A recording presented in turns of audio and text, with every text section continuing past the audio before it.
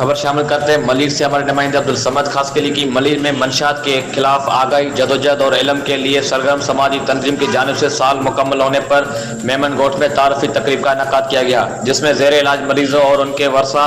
इलाके के सियासी समाजी रहनुमा और मोअज़्ज़िज़ीन ने बड़ी तादाद में शिरकत की। इस मौके पर इंसादात मंशात नौजवान मलिर के सरपरस्त आला तारिक अजीज बलोच ने सालाना कारकर्दगी पेश करते हुए कहा कि साल पहले फरवरी में मेमन गोट में मंशात के मरीजों के लिए इलाज मुआलजा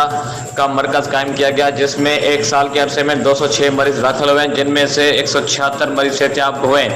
इस सिलसिले में मलिर के इंसान दोस्त और मखेर हज़रात माली इमदाद करते हैं। इन्होंने सियासी समाजी तंजीमों के रहनुमा और हुकूमती नुमाइंदों को अपना मौसर किरदार अदा करने की अपील की।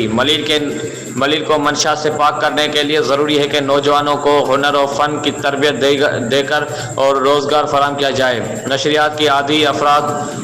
के इलाज के लिए सरकारी सतह पर मुस्तकिल तौर पर बहाली सेंटर कायम किया जाए और मुतासरा नौजवानों और उनकी फैमिली के अफराद में शऊरी मुहिम तेज़ी से चलाई जाए।